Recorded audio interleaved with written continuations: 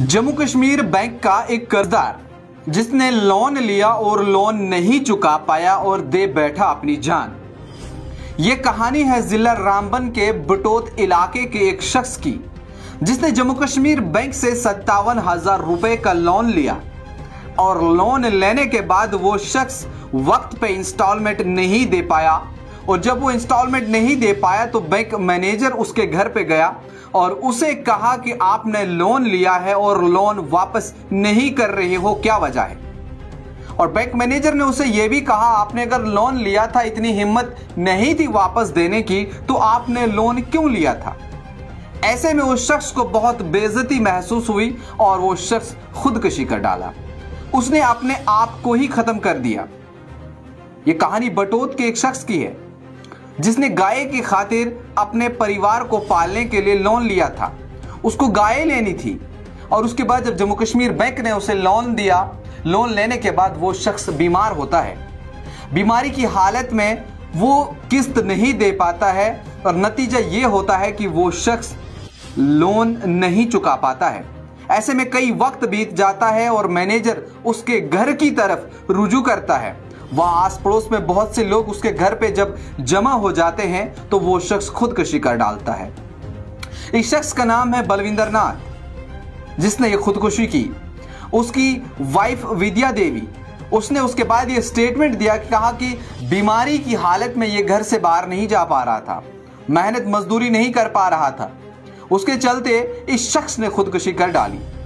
ऐसे में सवाल बहुत सारे उठ रहे हैं उन उद्योगपतियों के लिए जिन लोगों ने करोड़ों रुपया हिंदुस्तान से लेकर के बाहर विदेश चले गए।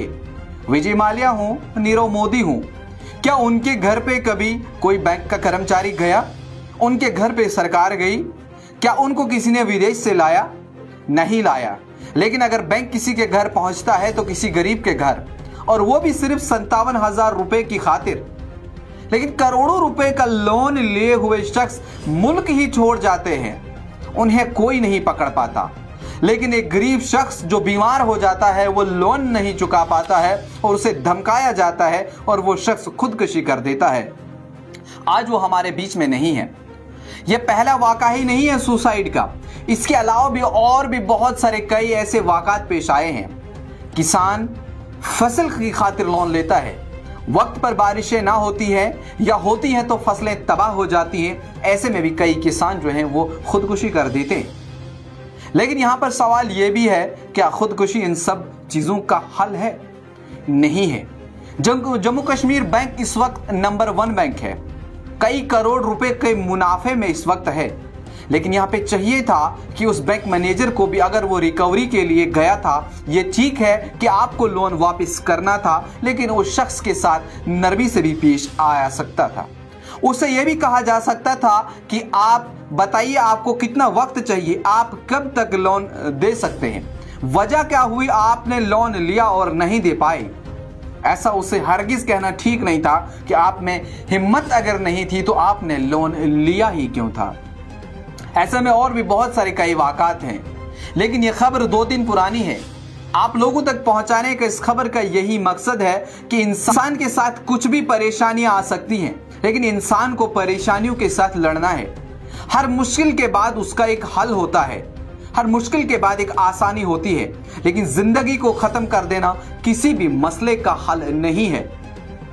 अगर उस मैनेजर ने उसके साथ आराम से बात की होती तो वही बलविंदर कुछ भी करके, मजदूरी करके या किसी से मदद मांग के बैंक का कर्जा जरूर वापस कर लेता और अपनी जिंदगी को और जीता, अपने परिवार के साथ रहता।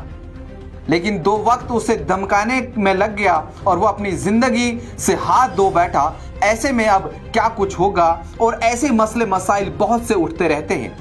क्या ऐसे में बैंक को इस तरह की वसूली के लिए जाना होगा? इन सब चीजों के ऊपर आपकी क्या राय है, कमेंट बॉक्स में जरूर दें।